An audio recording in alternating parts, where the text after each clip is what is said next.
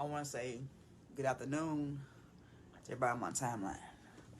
Now, normally if I'm making 2 videos, it's got to be a very important reason why I'm making 2 videos. But anyway, I have lost 2 family members, 2 females, in the last 60 days by the hands of a man. Ladies, watch how you are moving. And if the brother that you're talking to has domestic tendencies, that he's yelling, screaming, putting his hands on you, fall back. It could save your life.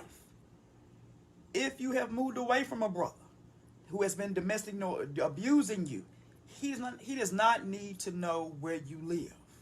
You need to be in a place where he does not know where you live. My first cousin was killed by her husband back in, things are going so fast right now. I don't know if it was at the end of June or beginning of July. She was killed by her husband. My cousin, which I consider my cousin because my mother had married, my sister's father, so I still consider that as being my cousin. She was just killed in Cleveland. And I thought it was yesterday, but it happened to be on Friday. She had a harassment order of protection put out against his brother. He got locked up for a year. He got out, seen her walking, shot, and killed her. So when I am saying, ladies, domestic abuse is real. Love should not hurt. And a man, if he hits you once, he will hit you again unless he gets delivered from the Lord. I'm telling you what I know because I was in a domestic abuse relationship, marriage, in my first marriage. So I'm telling you what I know. If they do it once, they'll do it again. And if I did not move away and leave and divorce mine, either he would have killed me or I would have killed him. So what I'm saying, ladies, just watch how you moving. This thing is real. And a lot of women in this COVID-19 season has lost their lives by the hands of a man. And I'm not saying, man, it can't happen to you, because there are some women that's domestically, violent as well. So what I'm saying is really, pay attention. Watch your moves. Watch who you talking to. And with this freaking social media, watch that too, because niggas on here can be domestically violent on that right there. So may y'all all have a blessed evening. Talk with Beverly. On tonight, you can see that we're talking about domestic violence. And that video that you just seen, that was, when I lost both of my cousins back to back in 2020.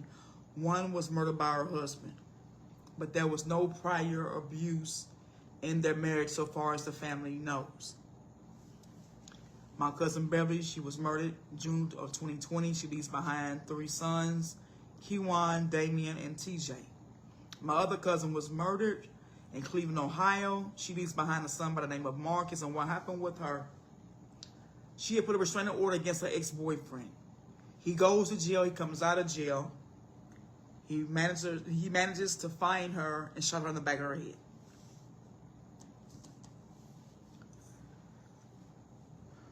This is not the easy story to talk about because this is dealing with my family. But anyway, 1 out of 10 women have been abused, whether it was physical or verbal.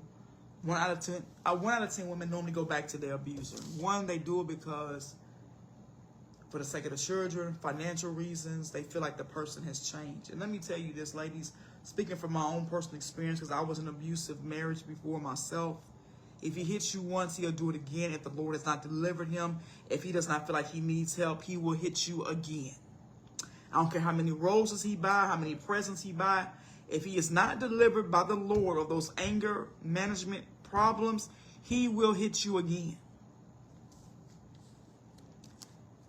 And first things first, ladies, know this. The abuse is not your fault. I don't care what you could have done or could not have done. If anger is in him and it's not controlled, and he does not go get help, he's going to do it again and again and again, and he could possibly take you up out of here.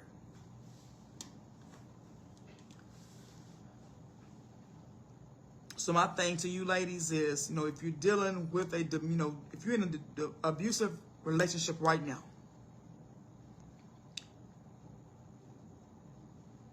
find a way out. And I'm saying find a way out with using wisdom. Because if you just all of a sudden leave and he finds you, he can murder you as well. So when you're leaving, use wisdom.